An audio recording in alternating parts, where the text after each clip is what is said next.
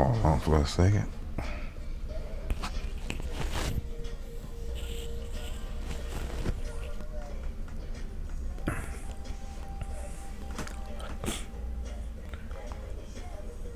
Okay, I'm about to really get into this area of the map.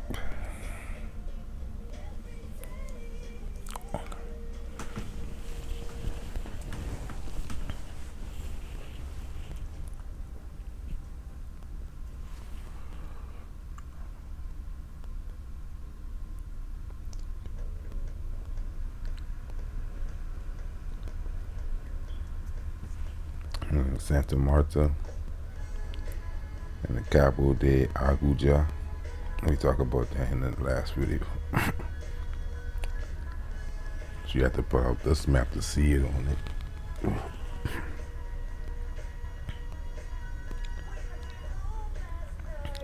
So we can read about what happened in a little minute. Tenerife, Canary Islands.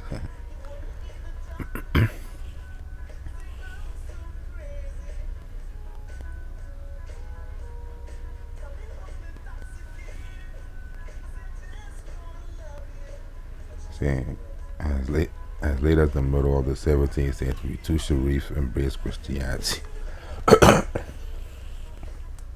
That's how we get a lot of our names. But they tell us that we get them from our slave masters. But you're gonna see that most likely come from conversions, being able to operate and live on a new English colony, United States. We have to use English names.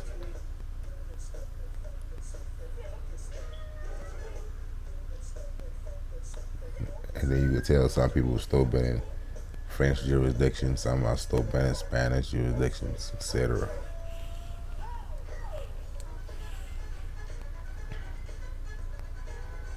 You see what they say. The first was Muli El Arbi, nephew of the Sultan Muli El Rashid, the son of Muli Muhammad, who, after fleeing to Larachi, crossed to Spain and was baptized under the name of Augustin de la Cerda. You see, he became Augustin de la Cerda. The second was Muli Muhammad Atasi, commonly described as the only son of Sultan Muhammad IX. But he was probably one of the many Sharifs, or princely descendants of the Prophet, who was captured on his way to Mecca by the Maltese galley under the command of Fray de Mendez.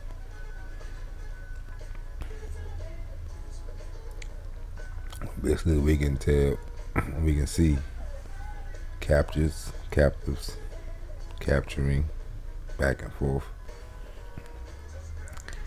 He was baptized in 1656 under the name of Baltasar de Loyola de Mendez.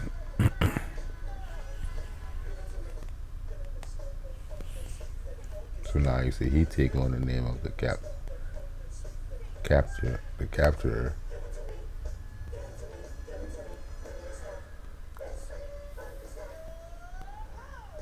But you see come under being baptized. So you see all these Moors being baptized, becoming these using these Spanish names.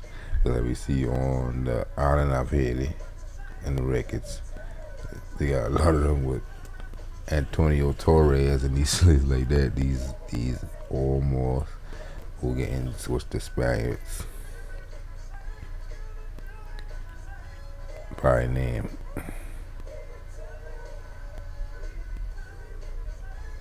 That's a few examples of how that worked.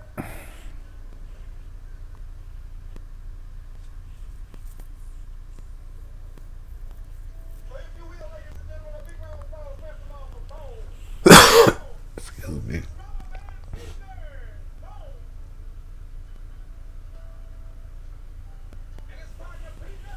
1618, Walter Raleigh expedition to the Orinoco in search of the gold mine. In 1595, Walter Raleigh jumped into Trinidad. He expressed his enmity with the Castilians.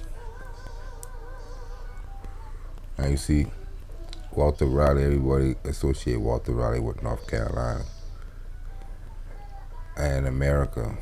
So we're giving you Walter Raleigh, people like Drake and these stories because the English, when they first start, well, as English, again, we see that they already been out as Britons, but as English, they've been just dealing with America.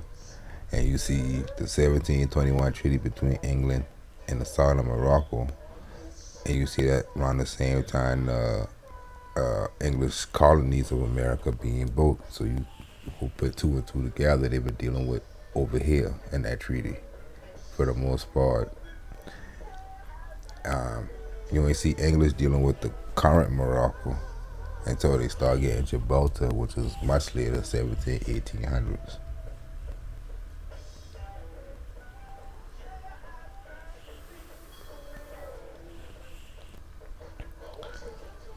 He expresses his enmity with the Castilians because he locked up the governor, Berrio. He was invited by the natives to visit Orinoco, entering through the mouth of the Atlantic to exit through that of Cape Verde in front of Trinidad. We see people claim to have slavery ancestry from the Cape Verdes. So you can see how they tricking you with them type of shit like that, because this man in the Orinoco and he leave through the Cape Verde in front of Trinidad, North Africa.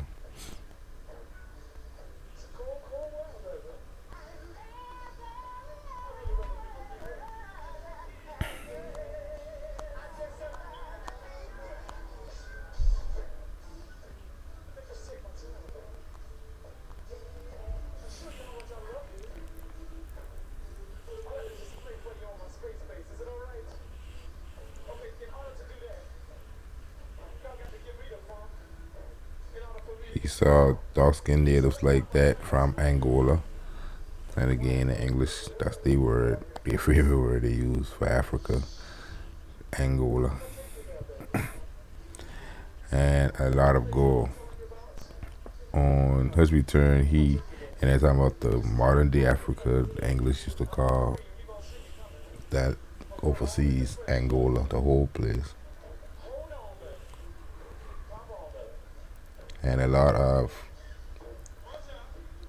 gold. On his return, he offered the easy conquest of Lamina to Queen Elizabeth I, as there was no defense. But the Queen, worried about her succession, did not listen to him. Yes, on the other hand, Jacobo I, once the preparation started, the active Count of Gondomar, Ambassador Philip III in London, notified the court what was being prepared. So at this time, it belonged to Philip III through the Portuguese crown that they earned on the peninsula. They earned Lamina in Brazil. History records in 1618. History records Raleigh's entry into Sao Tome, but does not mention Lamina. It is the account who, not being able to silence his success, told by a letter to his friend, the Marquis of Villafranca. We're going to look into the Marquis of Villafranca later in the real records. The failure of Raleigh in Orinoco above, confused by the warning ship which was carrying false messages, he got lost in the delta without finding the goal.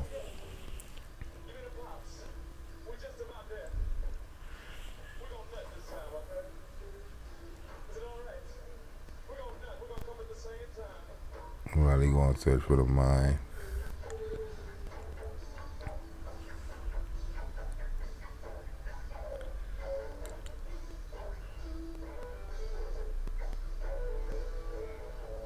And you can go search. I will show you later. You can go search for original documents like this, 1480, 1618, written at that time on them dates.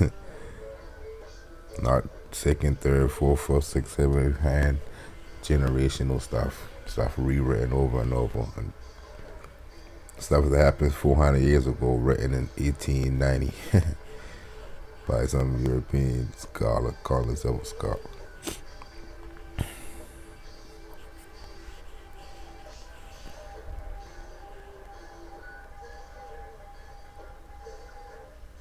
See, like this, just like second hand, because it's writing about somebody writing about what was said in an earlier time.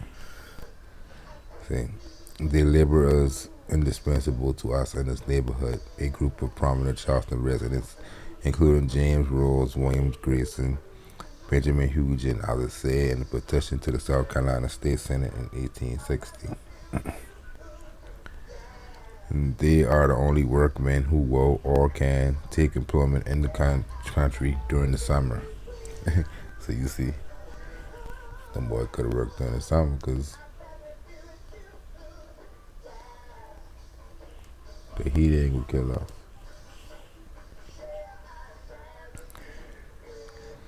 You see why all the European, so-called white slaves been in the north, and the darker skinned ones been in the south. We cannot build or repair a house in that season without the aid of the carpenter or bricklayers. Also indispensable to whites in the city were the shops of free Negroes, bootmakers, barbers, butchers, wheelwrights, millwrights, tailors. When you've been in your own country, mentally. We know many among them who command the respect of all respectable men, many who are good citizens.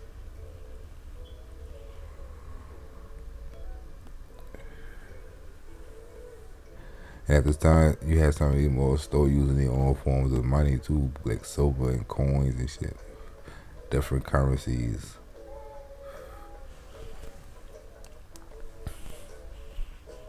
I had a family member who they say had, when they going in his house, he had all kind of different Confederate money under his mattress and shit. Said patterns of industry, sobriety, and irreproachable conduct.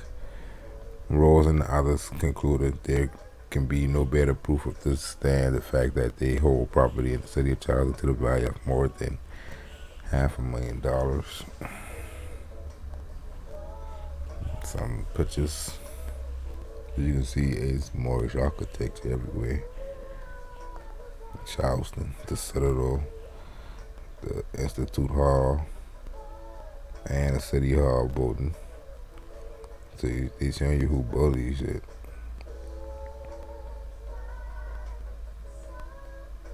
I just say the industrious people. And there's so much of them. Even if they got their own companies, you still gonna have a whole host of them who will work for the European. And that's when they go get brutalized and beat up.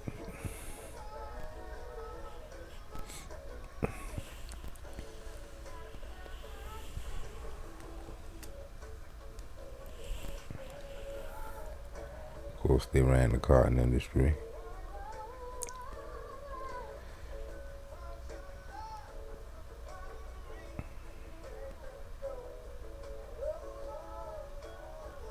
But you gonna see they gonna have the Europeans doing the paperwork and the management, middle level management.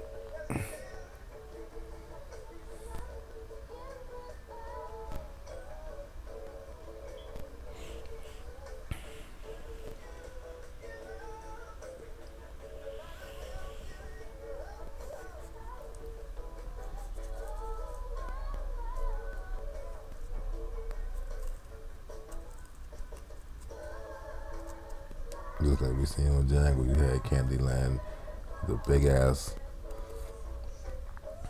plantation. And you listen to the way they sing, and they giving a lot of game and that shit about what was really going on, how that shit work. Steven been the whole owner of the whole operation, but he running he running the operation on the people. Because again, they need Moors on the plantation, so they manipulating them the best. He literally is probably preached is the preacher. He the head house overseer, and to them, like when he go in the kitchen, you see his English switch up to so proper, like, that motherfucker been the coastal elite, the English noble, who done had that bitch set up in Chickasaw County.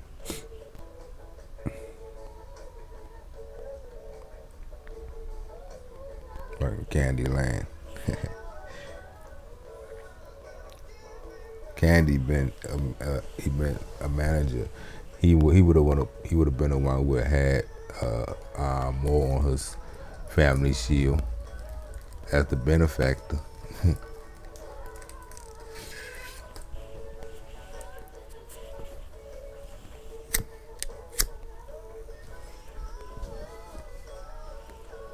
All they reverse that. Now we the benefactors and need a sponsor who's sponsoring everything, like the NCAA owners and the NBA owners and shit like that. It doesn't get to that point, but let's continue. We seen these depictions.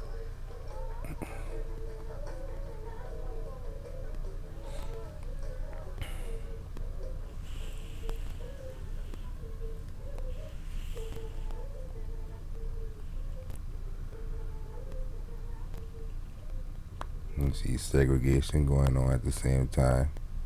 You see they got these slaves. They call them men of war, and they used to just ship them in for war,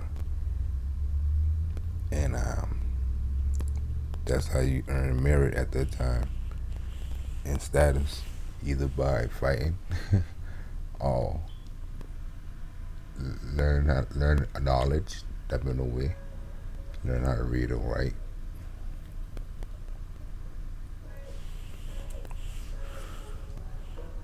But you had this where the segregation started coming, doing the workforce, fighting for jobs and positions. You had whole towns again that just been more just living, and they used to call this Coon Alley or some shit like that.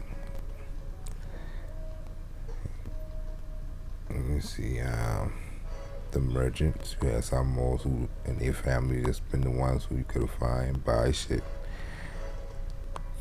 The merchant families, we're gonna read about them too. They had slaves, they had fields.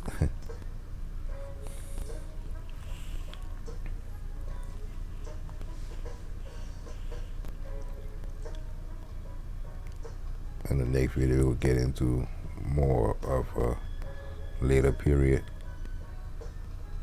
and what's still going on between these Moors and Christians. You see, still holy wars of Atlanta, Georgia, in early 1900s, 1906. And you see, we're still winning that Ronnie West.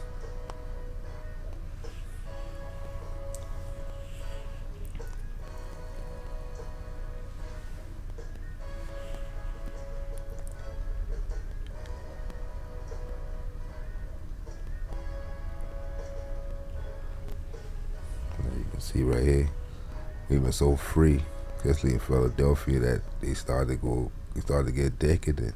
They started to go crazy, just wilding everywhere, amalgamating like crazy.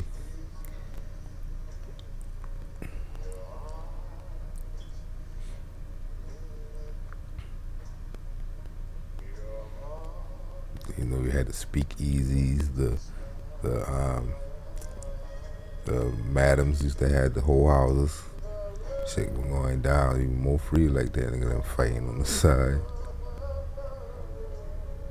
After a while, you just start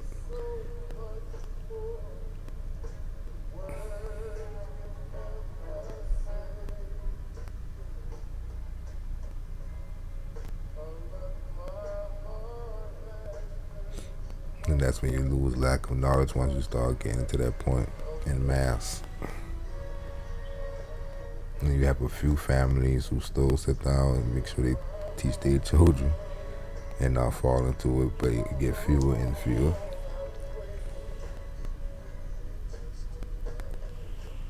Actually, when they start giving you stigma as of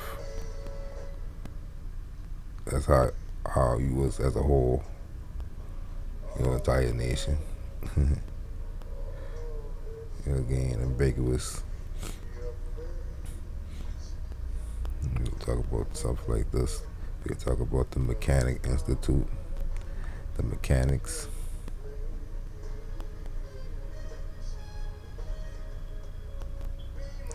Later.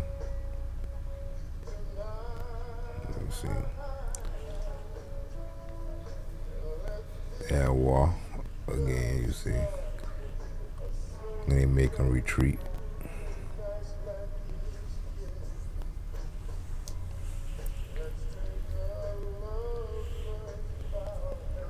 Like I said, Moors will come make sure, make these people rise up and take over.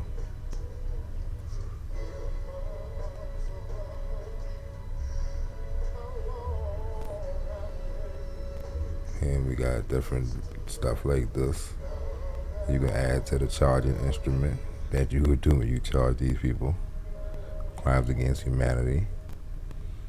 See, convict leasing, because they tell themselves, was a system of forced penal labor which was historically practiced in the southern United States and overwhelmingly involved so-called African American men. So if that's what they call you, then today they automatically telling you use a victim of this crime against humanity. Because people want to know like, who deserve reparation and whatever. It's people who they even call them black and African American on their own record. Because they tell themselves.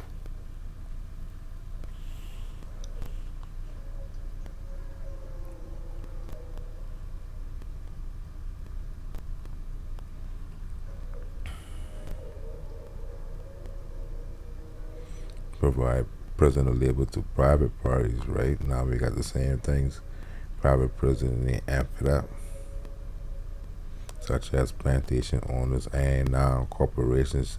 Corporation, it always was that, really.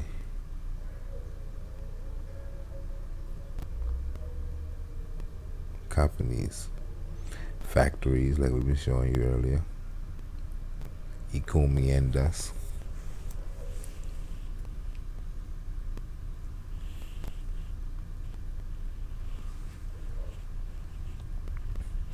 Yeah, more like this out here.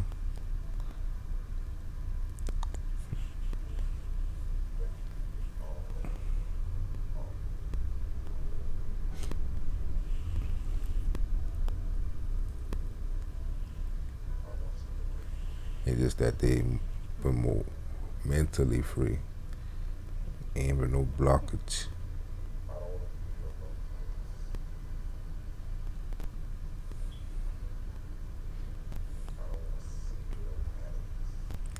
So we got the General Archive of the Indies.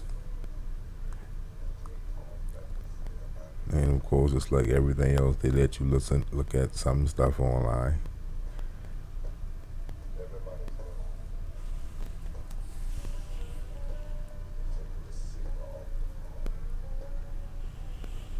So they can't claim to be hiding nothing. But I can show you some of the stuff they find that I find going through these records. The General Archive of the Indies, located in Seville. So you can see right there that American history and Moorish history is synonymous. Can't get around that.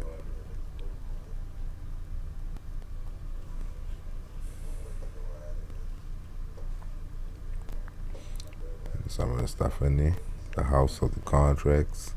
They got some of the best American history in that.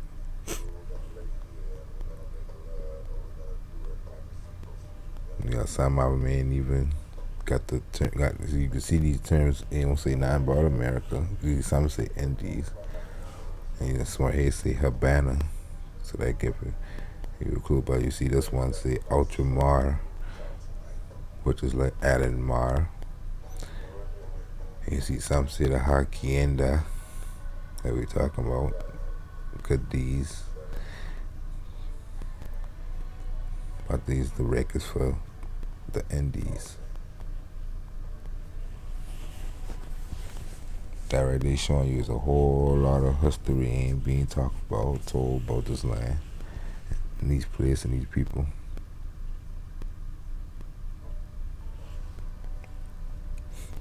Get stuff like this. Real records, like our true documents firsthand in 1406.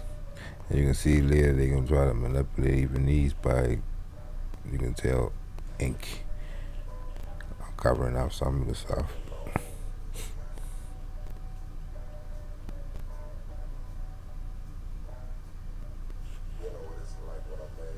That's a heck of a cursor for that time period. Even really like how it is today with this one.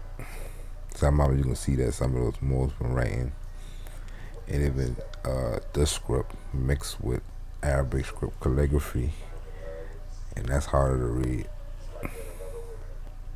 But there's a treaty between the Don of Castilla and the King Muhammad of Granada.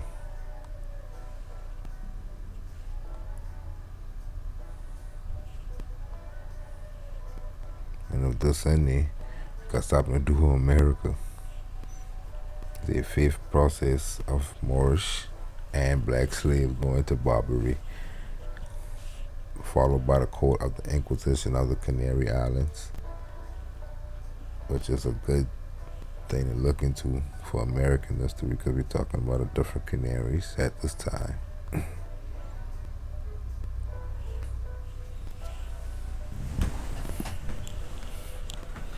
And they got paid like this, Moorish and black, because they going into Morocco and they going into what they call the land of blacks, the land of Moors and the land of blacks in South America.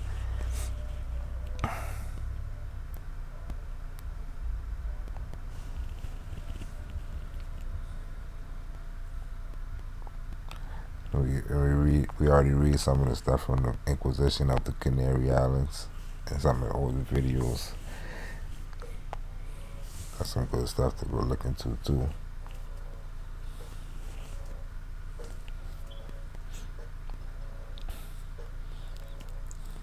Some of the stuff in there. New Spain. See, on the request of Catalina de Leon, natural daughter of Luis de Leon, who was beheaded in Peru.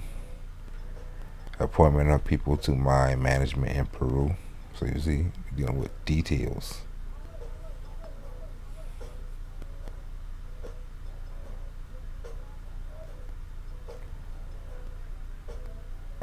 On the need for petitioner in Rome. So you see, that should go back to something. All that should go back to something. And if people ain't giving you details, they trying to hide something.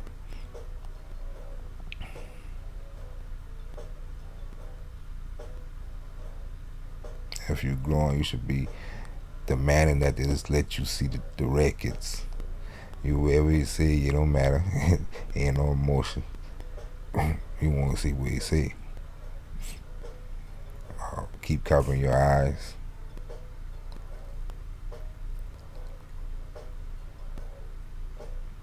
Fine, talk public schools in Mexico, children's schools.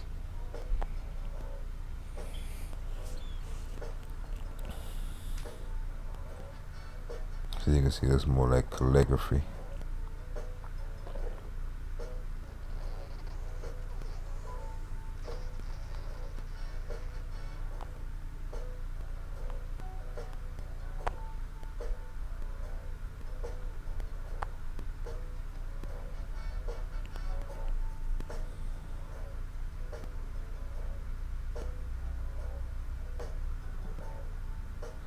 Look like Esclavos, Alonzo Esclavos.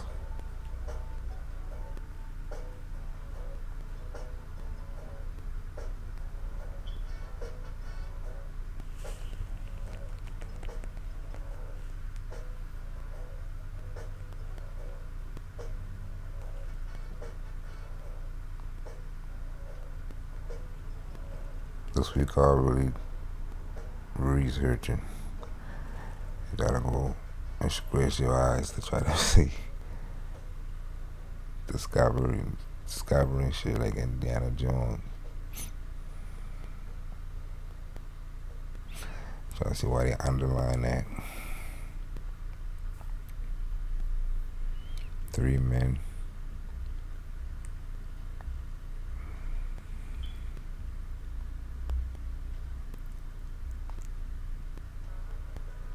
How in South America they give them history and call them Morenos and Moors. They'll talk about Moors in South America a lot to them in those schools because they know them people can just read a lot of shit they sell.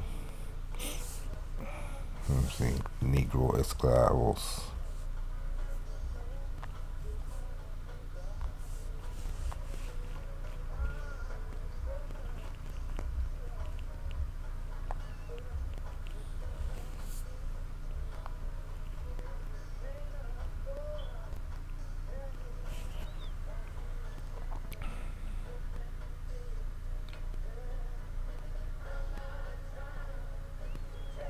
Tenerife, like we see on that map.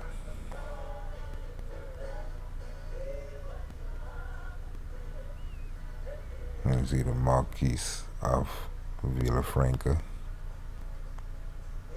Marquesa, Villafranca.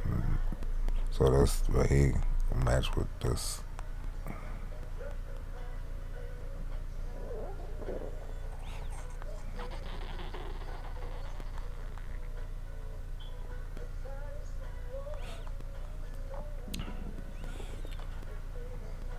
You see documents like this, definitely is a mixed script. But we look at the, let's see, the Moorish Americans who write like that.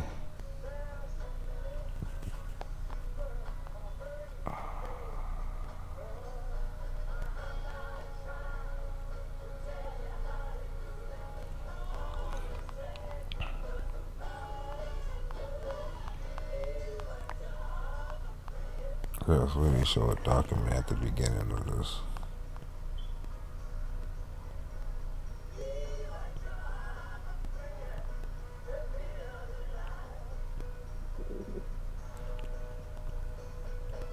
You see all the start with a G. All these little places. It's the kingdoms of Guinea.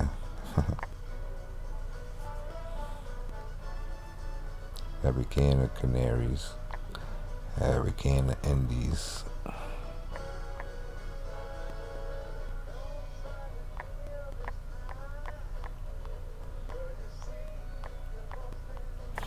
Depends on the language.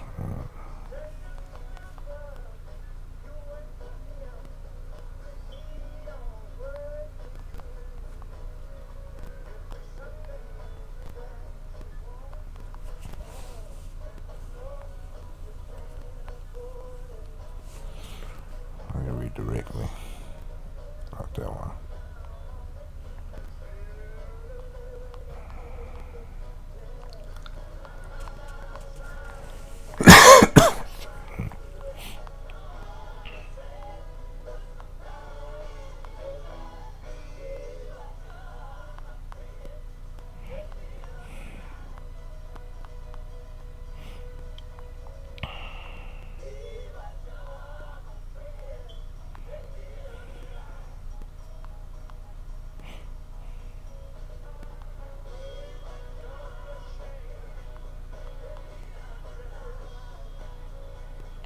That's the one. Nico was one.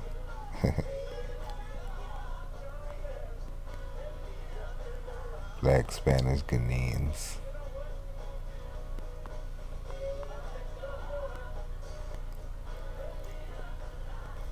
this we'll get into in a second. You gotta go on this page and just read everything.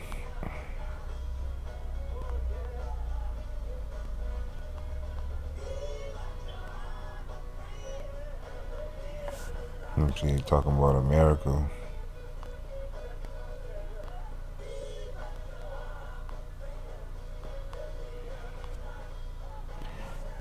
But you will get all the terms, you can get all the details. That's where they put all the details of the slave trade, the American one that happened here.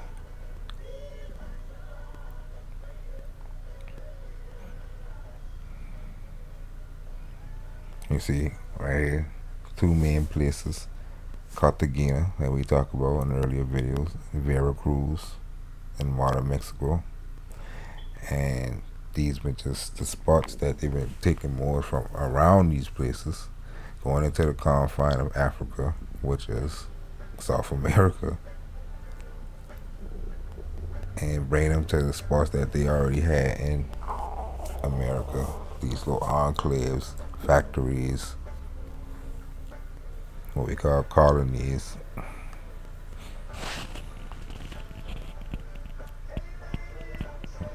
And see, from here distribute out. So I say these just spots where they set up spot. We're gonna read about that in a second.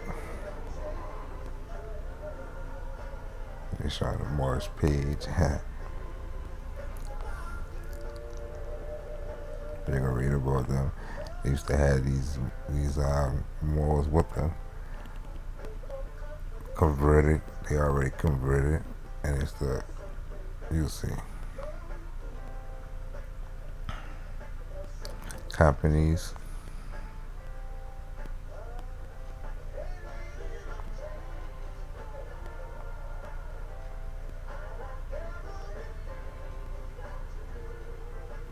Proxies.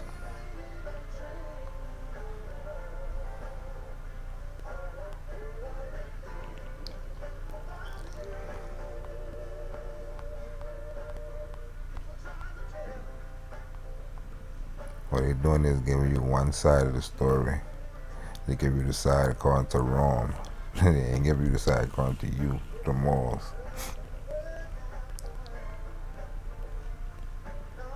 That's why I gotta give you. So, Island of Tortuga, Turtle Island. So they give you a whole lesson, which they could have just give you this lesson like this in school. It'll make more sense.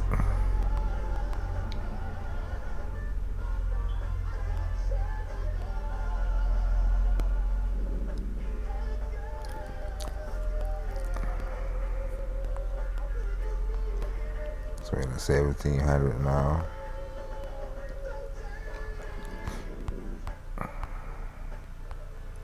See, in this one they talking about more. They showing you Moorish history and paintings and shit. So,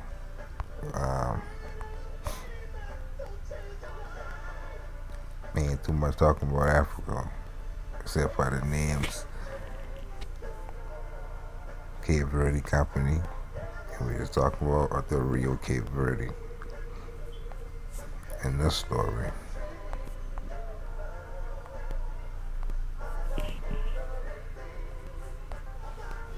But all they doing is right here, going to read these.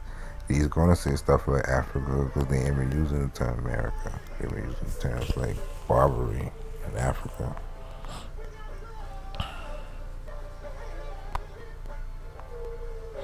Let's see the date.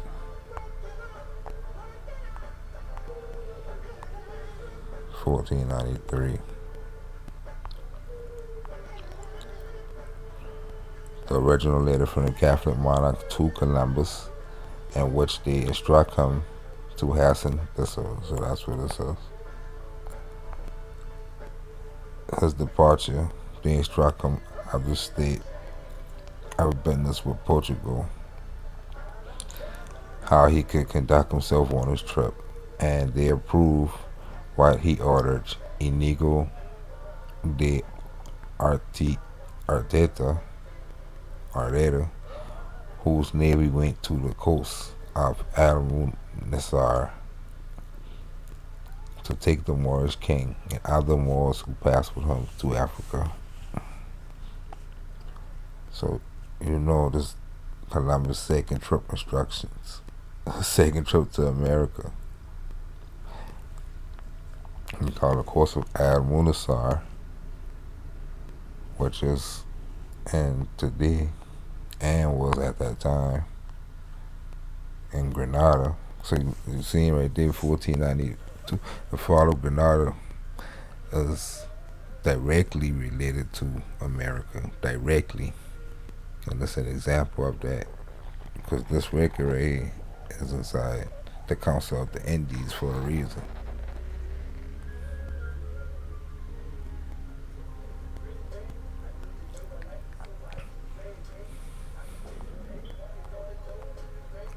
So he already been near this Al-Munassar.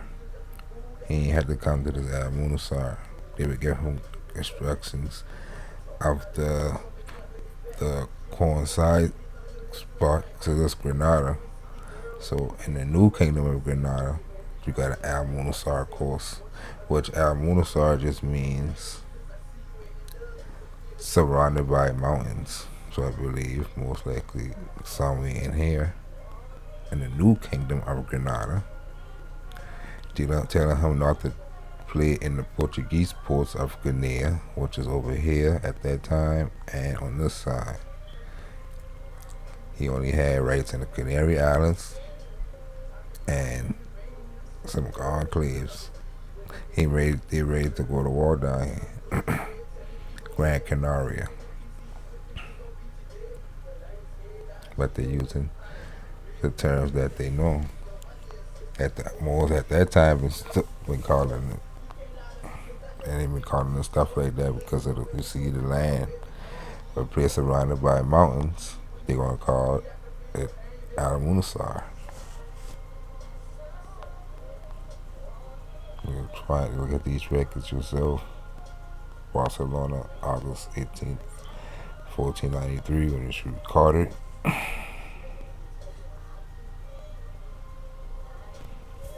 And that's what these people making our history about. They getting these and they ain't really know that Africa than any place they going to after they leave out that straits and come on this Atlantic at that time.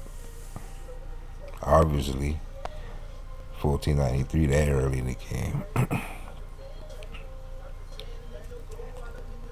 1494, capitulation between the Catholic monarchs and that of Portugal through their procurators on the fishery in the seas of Africa again. From Cabo Bortador below to the Rio de Oro and its belonging, and on the limits of the kingdom affairs, including the towns of Melilla and Caraza. And 1494 Treaty of Tordesillas. Right here, where they're getting ready to set that up.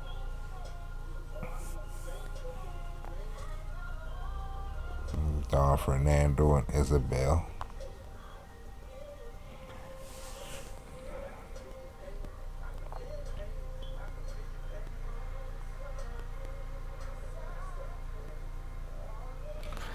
And like I said, they've been the Ladinos, they've been trying to not have come on the colonies, because they had the knowledge like them, how to read and write.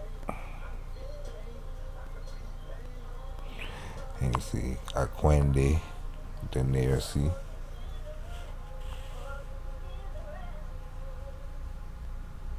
Allende and Aquende. That's both sides of the sea. Say Portugal de los Algarves, the west of the beyond and the near seas.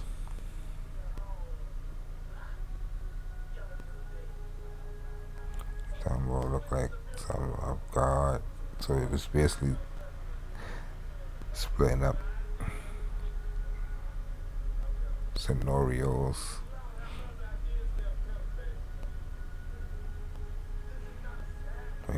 En nombres de Dios, in the name of God.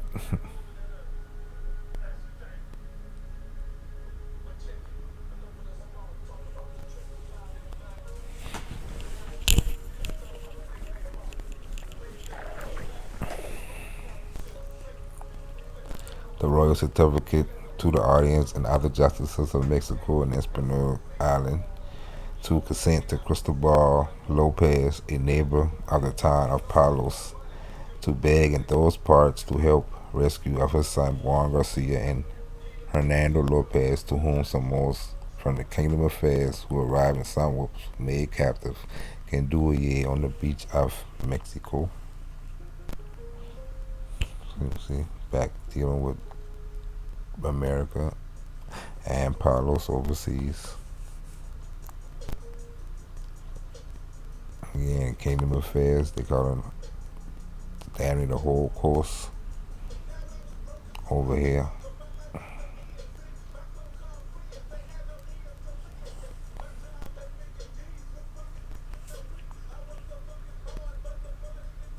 And that's the stuff they put in the public to show. So imagine the stuff they wouldn't, all the stuff that they got blanked out. You'll see later some of them.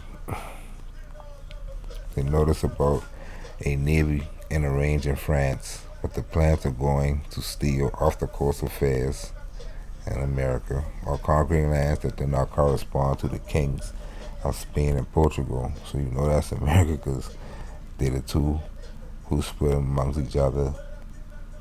The English, Dutch, France, and all them have to go to war with them because they've been making those claims that these were their territories. See, such a navy would consist in 30 to 35 basemen, 12,000 fighters and artillery pieces under the command of General Strozzi.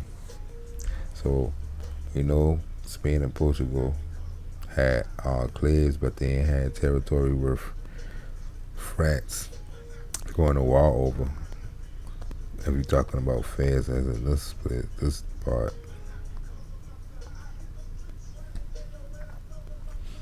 What they've been talking about is what culminated into France having New France over here in France, West Indies. That's where that comes from. That's what these stories talking about with France and this Morocco and Kingdom of Fez.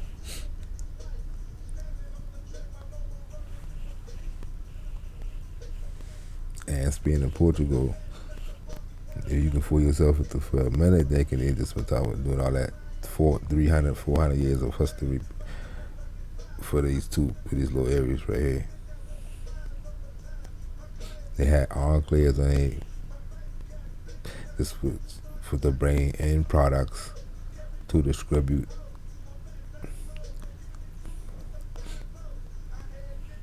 Just attachments. But we talking about lands here. Royal decree communicated to the audience of Santo Domingo in Mexico inserted it in 2 articles of the capitulation that was celebrated between the Catholic monarchs and King John II of Portugal in Toledo on March 6, 1480, about not meddling in the conquest of the Kingdom of Fez, so that they are kept and enforced. So you see, before 1492, they already talking about America. They just ain't decided to call it New World and all this shit yet. That been the trick.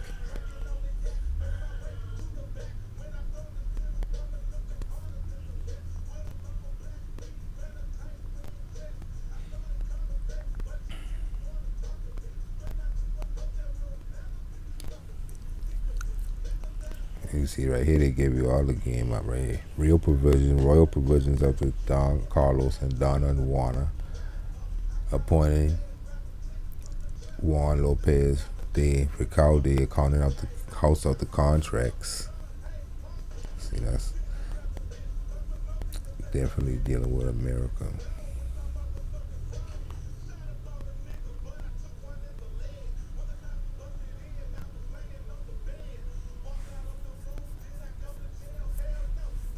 House of the Trade of the Indies.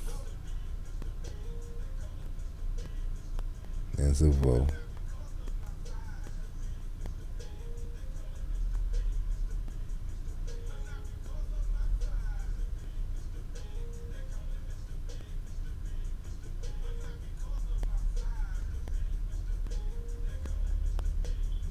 The contract was founded by Queen Isabel after 1492.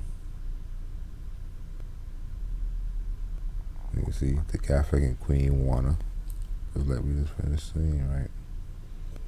It became the Portuguese House of the Indies, started thing, but the Queen to attacks the royal fifth.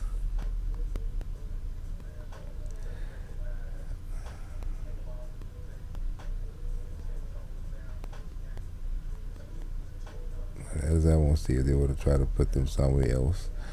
Because we know from the fact that we know they ain't got no business nowhere else but America. Just to be shit, just to make sure they don't put Africa no other place in there. So to deal with the 3 deputies appointed by the merchants in the execution of the navy that at the request of the said merchants in the Indies, it has been agreed to make to ensure against the French privateers the goods that come from the Indies, the ocean sea, Westeros. See all these in America, right? But just called different spots and sections and enclaves and ports called by different entities and different Christian entities too. Portugal, Spain, sometimes you see Moors using these terms for places. You got the ocean sea, Oceano, the Indies, Westeros, the Knights of Christ, called the whole continent there. Canary Islands, the Caribbean Islands, Azores, all these parts of South America. Azores, Madeira Islands, Barbaria, Seville, some over on the other side that connected to these sides, Cadiz, Jerez de la Frontera, Puerto de Santa Maria, so you got the port of Santa Maria on both sides too, San Lucar Rota, Chipiona, the port of Niebla. I got down there a whole series on Niebla, Ayamonte, Lepe, Leyre, Dondela, and those that go from those places to the Indies, and at the expense of these goods, even if they are from His Majesty or some privileged person, ordering the captains, officers, masters, and pilots of the said navy, have him as judge of His Majesty and bear our orders, in accordance with the capitulation given to the merchants. So, you see these contracts. I put the synopsis up there because these ones hard to make out by ourselves.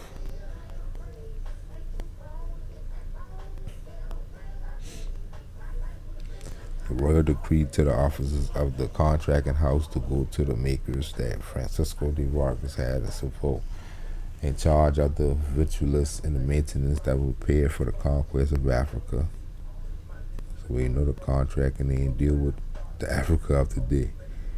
There's more evidence that they were calling America Africa, and paying them at the price that have them Lord take all the maintenance that they deem necessary for Alonso de Ojeda and Diego de Nicuesa and those who are on the Tierra Firme. So see how they already using another term in this conquest of Africa in Tierra Firme.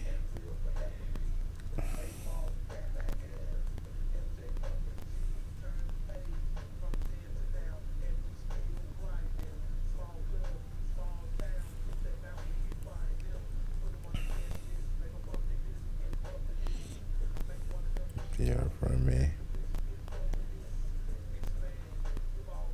Basically the continent. They talk firm land. Sending them there on the ships with the cargo of 120. So you see something like this, you can't even read it.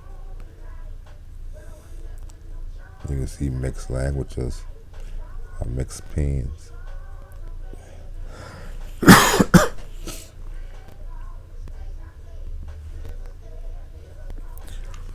on the seas in the Indies.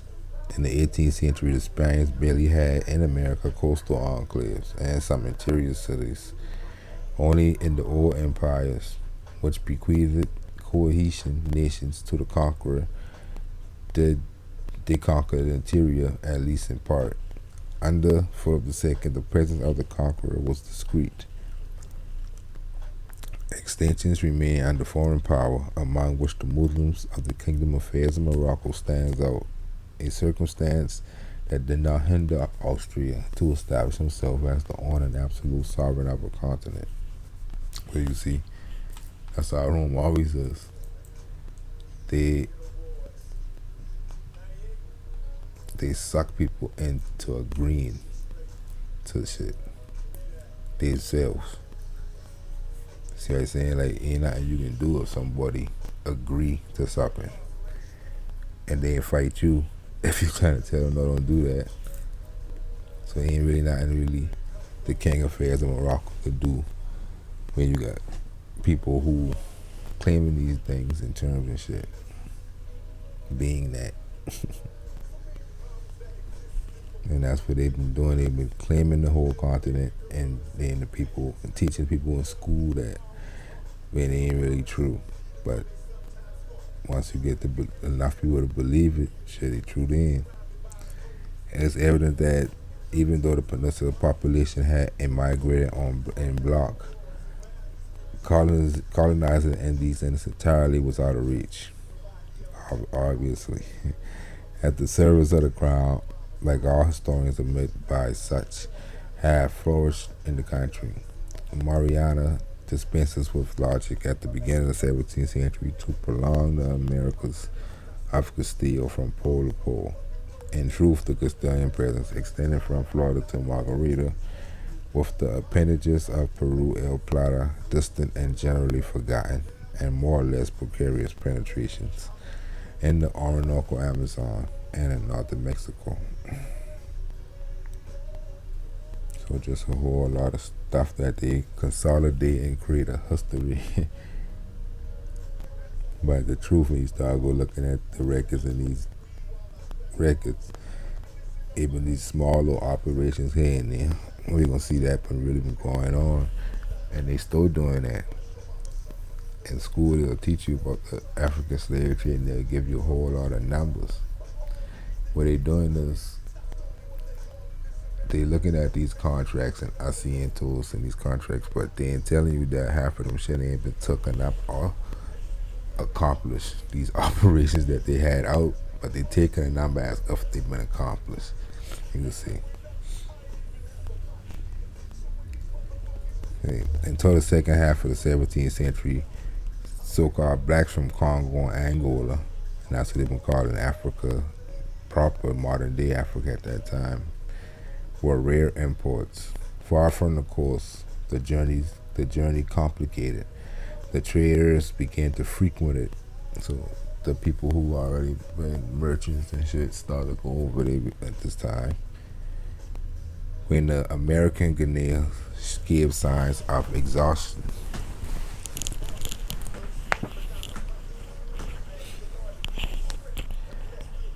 At the end of the century, factories flourished from Senegal to Niger. In 1696, the company Royal Company of Guinea was founded in Spain to supply the Indies with blacks from Guyana, Brazil, or Angola. When officers revealed themselves incapable of going to rescue, so you see, going to rescue, like Red Cross, right? They transferred the seat to the Portuguese, so they ain't even continue that shit because it's too hard to traffic in humans. People fighting. They occupied the throne by the first Bourbon. In 1701, he gave it to the French, who were forced to serve 10,000 tons of pieces of the Indies per 5-year period. So that's what they've been calling you, pieces of the Indies. But since they already reconstruct your history to be coming from Africa, then you know that they're talking about the ancestors over here. So you see, or 6,000 blacks per year.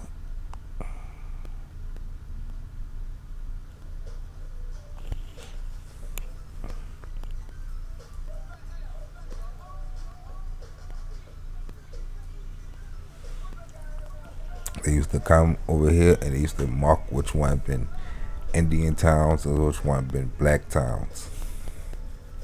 And we're gonna look at that much later in the video about how complexion and race and all that get into play.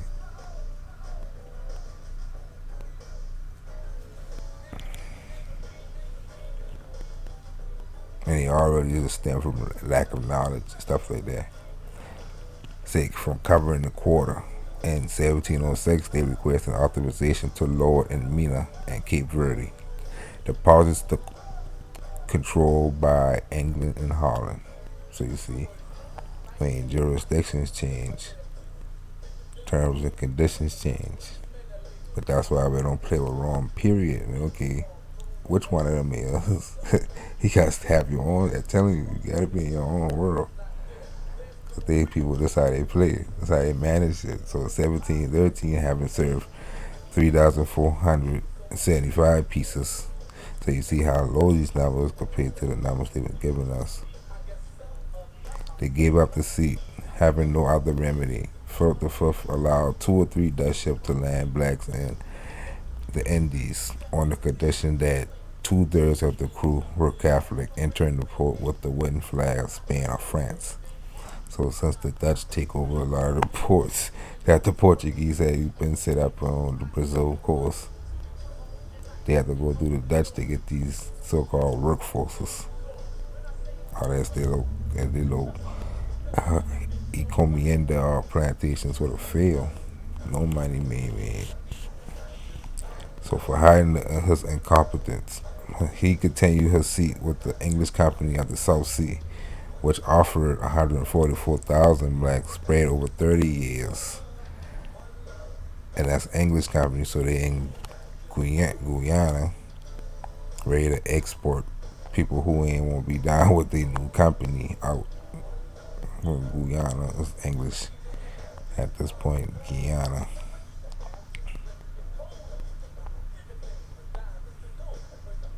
So that's a quarry that Spanish looking to get men, especially dark skin, which is the outcast. He want to buy the outcast from them.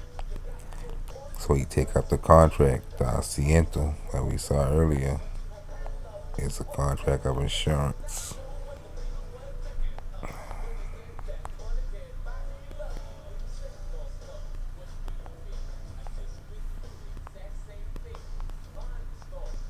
Like again, ain't no talking no reparation or nothing unless you get to the truth and the details.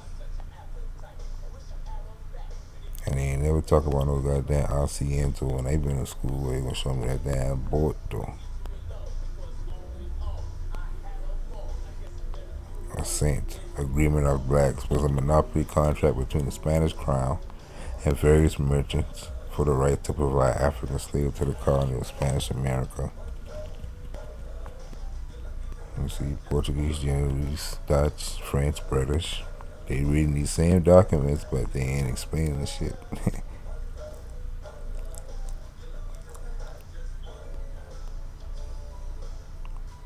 So they're saying the Spanish rely on African slave labor to make the American colonial project possible, but now lack any trading or territory foothold in West Africa.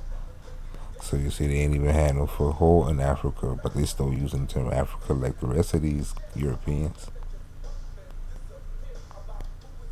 So they tell you right there that when you see Spain talk about Africa, like we saw earlier, the seas are saying stuff like the seas of Africa. They talking about America. I'm trying to see what they're talking about, the Piazzas. Yeah, right there. From Piece of India. The fifth, the 2/3, the 3/5, like they got 3/5 persons. Same things going on.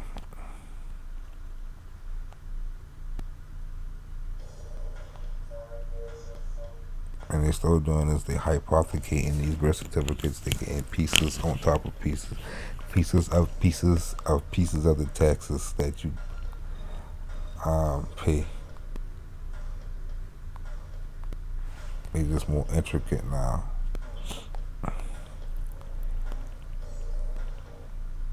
And they said 17,000 pieces unloaded in 1727. The contract remained in force until 1750, as there was no one who wanted it because they can't fulfill the shit. But the people who telling you about how much Africans come in this country and that country and this country, they taking the contract number that been offered and telling you that that's what been fulfilled and adding more on to them shit. They ain't never fulfilled none of these contracts for the price, for the numbers that they want. Unnecessary slaves where there was no target to exploit them. It is contradictory that in 1650, the black population of the Lesser Antilles represented from 90% to 95%. So basically what she's saying is places where the Spanish ain't had the enclaves to want so-called blacks from Africa for the Antilles. We still finding large populations of them in these areas. Showing you most likely that the Africa that they've been getting them from been between the walls that they've been fighting against Moors in these areas. The robbery.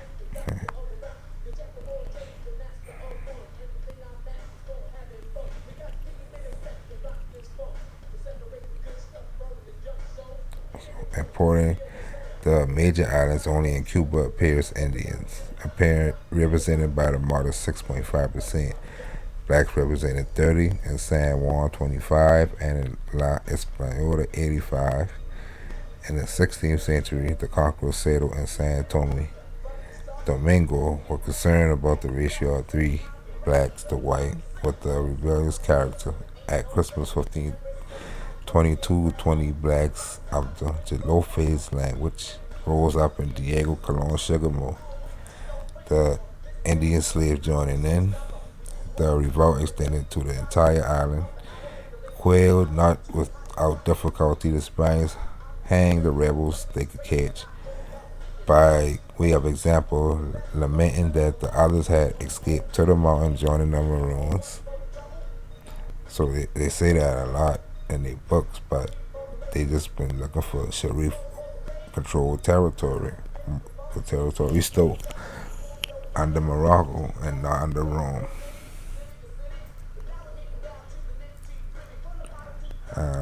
Lacking the colonists of labor, in 1523 they proceeded to import bananas, manly congos, yelopes, apes, and barbarians. So you see they're using terms that allude to slavery. That's why Moors know. They ain't telling you just to try to sign you up to nothing. About terms and the importance of you knowing, because that's what they used to do. And put these dehumanizing terms on it for legal purposes. Human trafficking always been illegal. Say coming according to Benzoli from Guinea, conquered by the king of Portugal. All in courts to let you know, not modern day. The same year, there was an important export. So that's what the Guinea, conquered by the king of Portugal, they talking about. The same year, the export of Venezuelan slaves destined for Spain and Santo Domingo. And 1545, so all she did was look at these same documents that in these House of the Contracts and of the Indies, and put 2 and 2 together what's going on that we did earlier. In 1545, they were calculated on the island 7,000 adult males raised, lamenting the Castilians, change in the dark ones. So they already had slaves from Castile over there that they were raising, but they want Moors to work these things because they've been industrious. At the beginning of the conquest, blacks who knew everything about the tribes, quote unquote, helped to surprise the Cimarroons the careless Cimarroons. So you see, they were using these converted Moors who already been they converted to attack the Moors, so they're gonna be down with the Rome. They won't be left to fuck around for the most part. But you can see shortly after they refused to collaborate, they realized what they're doing to their own people at some point. That's similar to wars when they Vietnam they had hard press try to get us to go. Some of the soldiers they had so much story that they didn't want to kill them people. They started refusing this shit. But again, you see Rome and Carthage, you still dealing with Rome, and they had you attacking these tribes who don't want to be down with y'all. The emperor, tired of revolts, prohibited in 1526 introducing Ladino blacks in the Indies. Understanding by such those who resided in the peninsula. So we not read this, I think, in the last video. Yeah, we did. But it's just saying certain type of Moors they've been trying to keep away from each other because of knowledge about what you know. The Ladino blacks were just like them, like Carlos and Isabel. They could speak Hebrew, Latin, and some Arabic mix because they've been from Andalusia and in America anciently. They were like the Tanio in them because they've been anciently dealing with this trade. And they've been trying to keep them away from the plantations because they would cause uprisings. And of course, different Moors from different tribes of Guinea and Morocco and Fez to America and the other side. They had one straight Moors who was straight out of their mind. They ain't know nothing. Numerous blacks in Tierra Firme between 1527 and 1554. Restrictive laws following one another. So you see they already here. During the so-called discovery, the same far from 1492, a couple decades. They ain't had time to set up no African slave trade operation in that damn time period. It is customary for the slaves married to a free person to access freedom. It is forbidden to save him even if he married with the master permission. The black, like the Moors on the peninsula, as you see in the Moriscos on the peninsula, could not carry weapons, wear gold, silver, pearls, or silk mantle. So you see the Reconquista going on over here too at the same time, having the obligation additional of residing in the house of one white, not being able to go out at night, nor have an Indian servant. Restrictions that did not exempt him from committing charges that in Spain plain man pay. Such provisions did not affect the blacks residing in the Palenques, which was they call their areas, jurisdictions. In 1548, the one in Bayamo in Cuba was founded. The one in Picora in Panama had 300 residents, a league and a half from Nombre de Dios. There was that of Santiago del Principe, the black Felipe Pilo, being the mayor of Palenque in the Gulf of San Miguel. Almost all of Venezuelan blacks, as the crown did not want them, solved the problem on April the 2nd, 1676, decreeing that there should be only a mayor in Caracas. And they ready to start shipping them out, like we see earlier, the Venezuelan event. That's why Venezuela probably going to do all the shit they're going to do today. From what they did. You never get away with crimes. So, we see right here, these the African places that they used to go into calling in Africa, kidnapping people, fighting, causing wars in all these places in America around the Spanish places.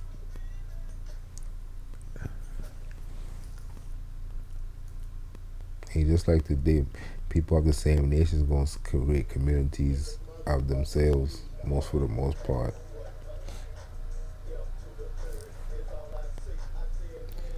Qualitative, the promotion of the Morenos in the 18th century, you see, they started, just where the race started coming in at, because they started to look at being lighter as being something special.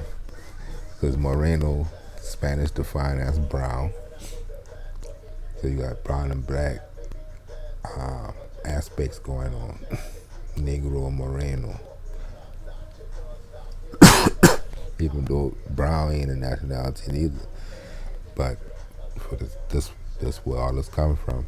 In the 18th century, the discriminatory provisions were renewed, having forgotten the mandate. In 1758, the prohibition of carrying arms were repeated. In 1768, the mixed marriage with white woman or man, so blanco or blanca. In 1771, access to universities and certain professions, such as goldsmith, provision that coincided with the first demand for labor, formulated by a governor of Venezuela, with the colored population remaining at 8.11% for the purpose of extraction. So you can see they keep on the books a group that they label blacks, so they can sell off some crazy shit. But you can see, even though you could have been dark as Wesley Snipes, as long as you're under that status, you ain't been doomed for extraction. You ain't been in that 8%, even though you had.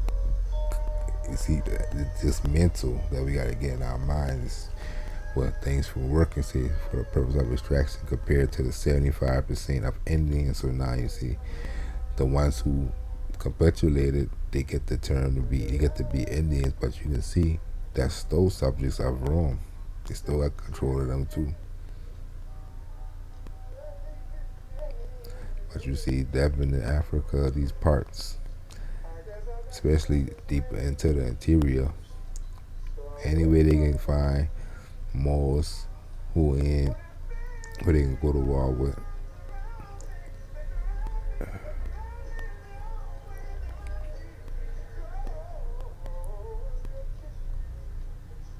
But a lot of that again is in theory. So native to the land, Indians and blacks united in revolt against the Castellanos. In Panama, the blacks supported the chief Urraca, who kept Pedreros in check for 9 years until he was defeated by Pedro de Ursua in 1535. Pedro the Bear. In 1581, Antonio Mandinga, leader of the Cuban Maroons, rose, registering an important uprising in Los Llanos de Venezuela. So you see, she write like that. I think like that too. Registering these events being recorded, so you only can write about, talk about history that been recorded. That means stuff that happening all the time that ain't being recorded. In Venezuela, which was followed by witch hunts. Accomplices, not a few Castilians, were accused, with the Aborigine of having allied with the natives and English of Guyana. The revolts, more or less violent, sometimes supported or led by Creoles, continued until independence. Blacks and Indians knew about the virtues of herbs, fighting poisons, and using them, sharing customs such as smoking. And showing, what she's trying to show you is that these people are already here, but popularized history only make these people here, and they gotta bring these people, and that causing all the problems that we're dealing with. That mental mind state from the multitudes of the planet, the masses, because it took away their fatigue. they consumed it in Spain and on this island of Nicaragua, just like the slaves brought there by the Spanish of Ethiopia. So they use it quote unquote because that's we ain't talking about all the way across the overseas in Ethiopia. It's over here. And Bonneteros of Toledo sold tobacco of the Barbary Coast from Saleh and Safi. The blacks of the African Guinea, also being smokers, now on the other side, frequently that the Europeans, owner of the factories in the 17th century, paid them in tobacco. It proved that the vice was imported, that they rejected the autochthonous, demanded it from Brazil. So they didn't want the tobacco that they've been growing over there. They didn't want the Brazilian one, showing that they already been getting that for a long time from Brazil. The blacks, reputed to be wise, had a great reputation among the Indians. Once the conquerors were aware, they tried to take them with confidence to make themselves heard. Pizarro was accompanied by a black man on the first visit to Cuzco with Pancilo de Narvaez, taking him so that they would allow him to settle in San Benito. In 1541, Juan Vidilo appeared in Chaclas with 30 blacks to convince the natives, making them renounce the custom of giving vassalage, seeking lords by via de Behetria, like benefactory. Unpleasant to the Catholics, in addition to looking for a good mind for being knowledgeable of the land. They are know about America, all the Moors from Palos and all over the Atlantic and over all the Atlantic.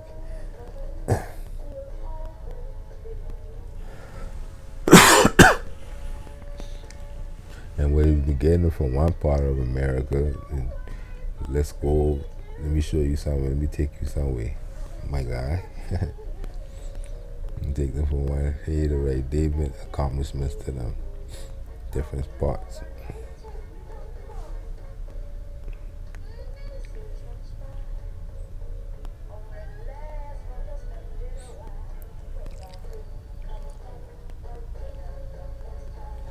Esteban Nico, a black Arabian and native of Azamor in Africa, quote unquote, accompanied Cabeza de Vaca and Dorantes. The Appalachians greeted him with reverence.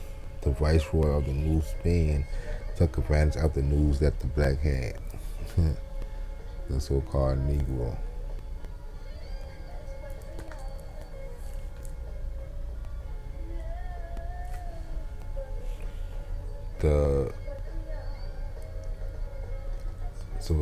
The news that the language, so he had knowledge of the land, so it sent him to register with the friar in 1539. They went to the kingdom of Marathi on Cibola, very rich land.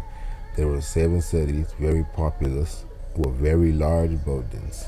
So you see, already building up big ass buildings over there, and that's what the areas where we got the same Almoravid period architecture, putting two and two together.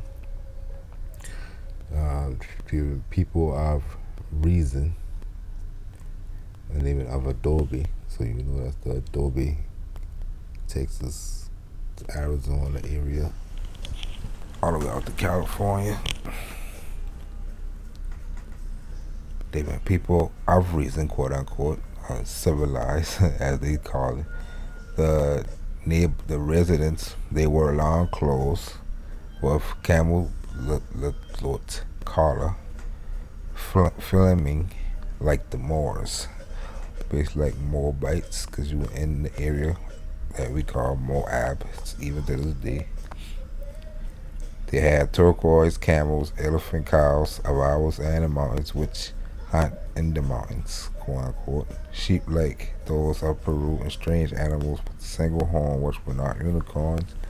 The viceroys was preparing an expedition of 12 friars, and she said that because they like to try to disqualify accounts by a lot of these discoverers at this time because they put in stuff like unicorns, simple stuff like that, try to disqualify a whole account. They really want to disqualify people for real different reasons, but they'll use that on you. But a unicorn a rhino's a unicorn. You got one corn. So the viceroy, who preparing an expedition of 12 friars to conquer by preaching.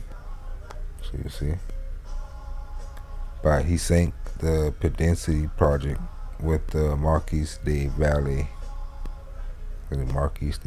Franca that we talked about earlier. Slavery limited to blacks who denied vassalage to the crown of Castile. So you see, get down or lay down type shit. As the American Levant was Portuguese, the Castilian quarry was reduced to the coast of the Caribbean and Tierra Firme. So they had to look for us to kidnap off the coast of the Canaries, which is over here. And some over here, and the Canaries, which is all the islands in Venezuela, some of Venezuela.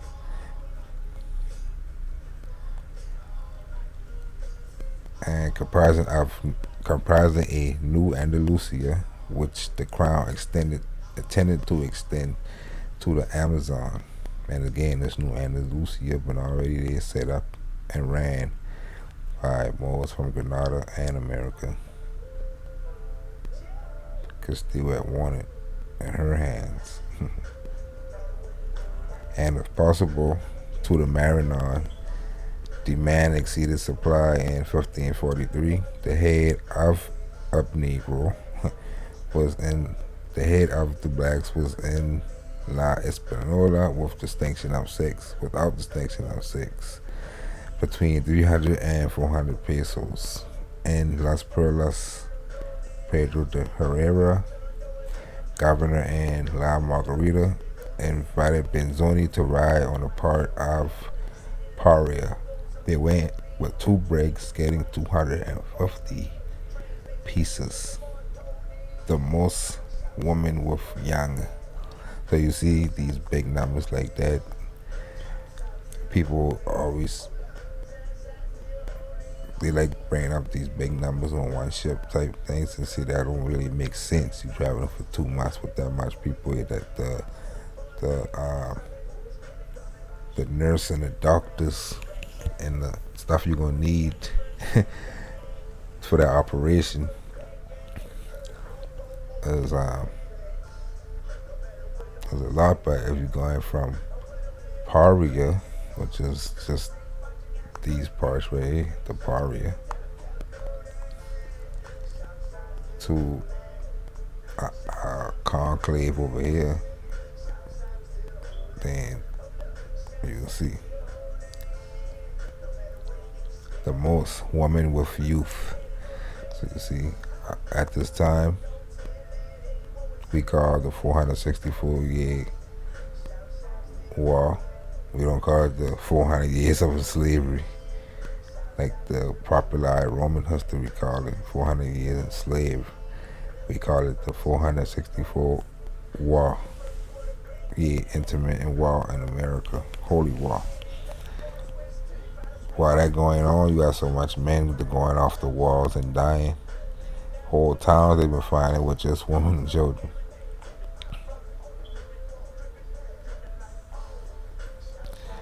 See, Herrera went to People dissatisfied when Herrera went to Macarapana, a town of 40 huts, boat to house slave traders, penetrating inland. He traveled 700 miles through deserts and thickets. He went out to Cumana, dragging 4,000 souls with the rope. So you see, going into Africa to them been just Cumana, going into further inland.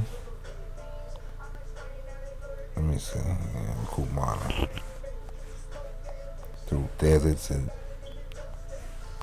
forests.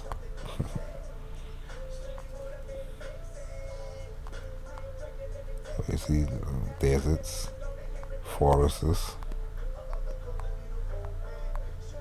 So from the coast, you just going inland. That's called going into Africa and coming back out.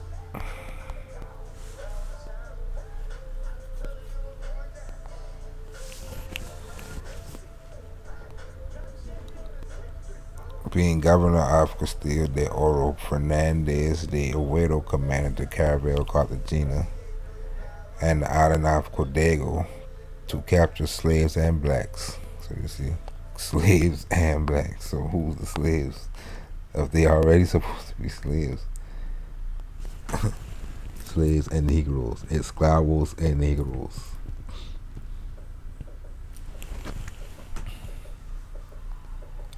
He got a quality crew for the mine.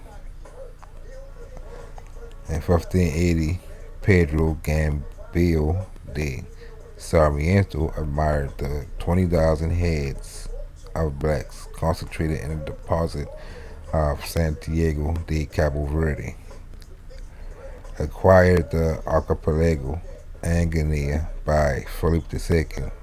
And again, when they find these places, they were gonna try to get the control of the place, and then they would have ship out all the people who ain't been ready to be a subject. Export.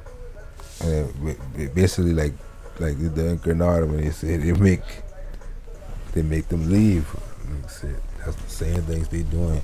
The people who ain't ready to be down with this new way gonna gotta leave.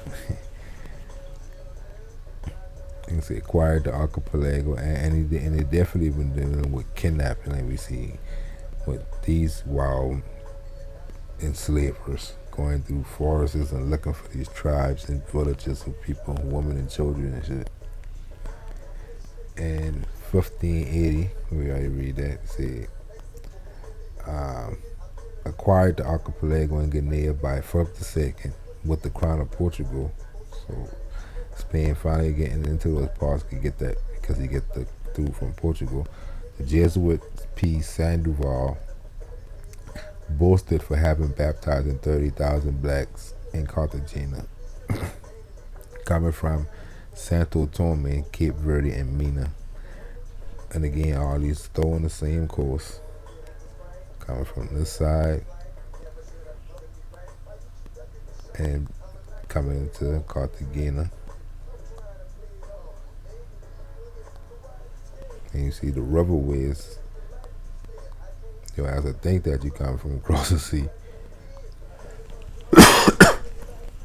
Just like on 12 years of slavery, he gone down to Mississippi from the northern parts. He ended up in the Mississippi. He been in Maryland.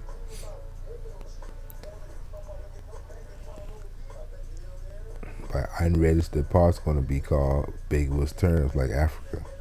So he come from Sao Tome, Cape Verde, which a lot of people always say, well, my ancestors got records someone from Cape Verde. Yeah, they used to call, some Portuguese used to call the whole continent of South America Cape Verde. So back to the drawing board you go. You gotta find out which Cape Verde you're talking about. That just means the Green Cape. It's all over the world, Green Capes. And Mina definitely a mine.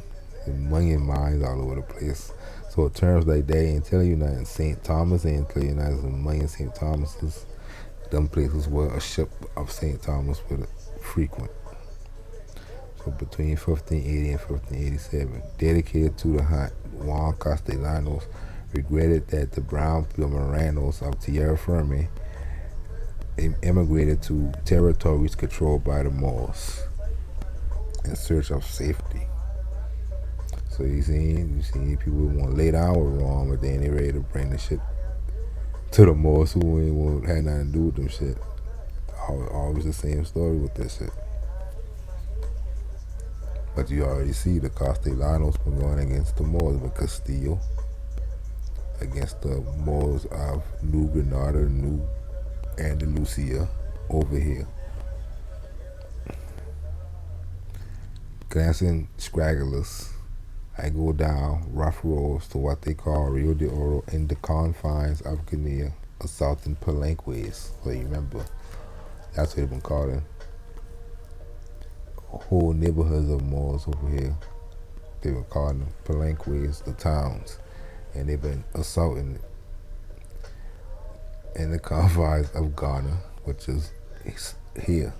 The fierce whites are surrounding the huts, and that's when they used to yell Santiago. Let's go look at that. War cry, just like he say Islam, and then yell Ali Akbar. They had their own cry too. Wild man, Santiago.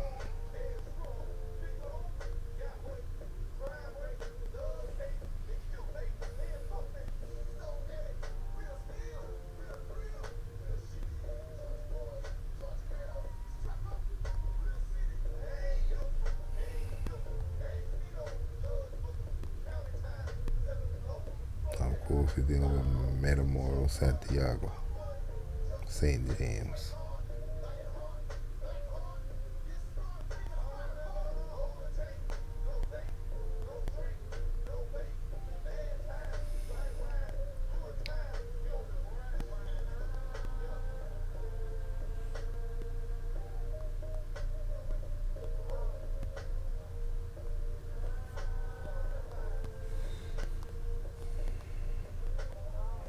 Top showing you what you're dealing with. English. And put the Peru one out there on this one. Okay.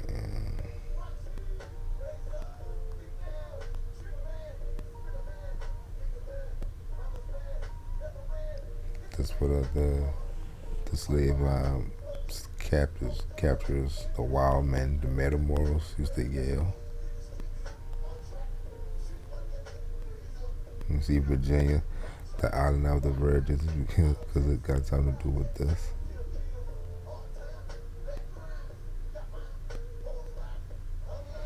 Dios ayuda a Santiago. God save St. James.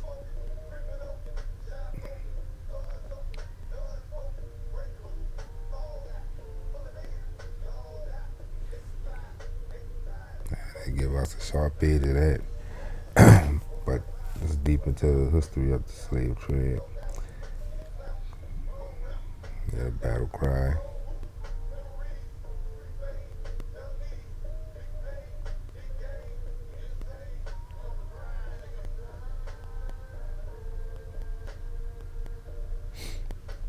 So let's see.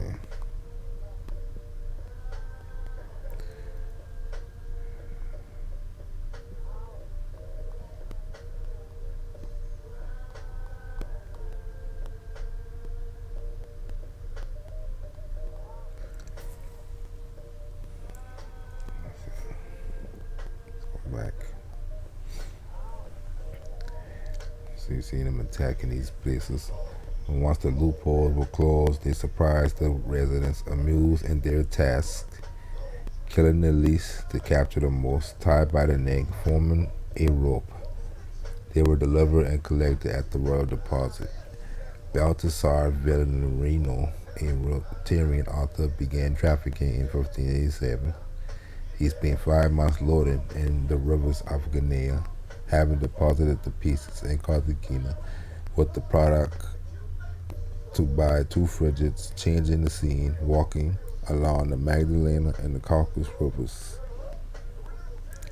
in search of blacks, penetrating the inferior with the peon through Marmox and Tula. What a peon. I think I had that picture. I think I showed that picture before. They show you in Cartagena the picture of the friar and the so-called black slaves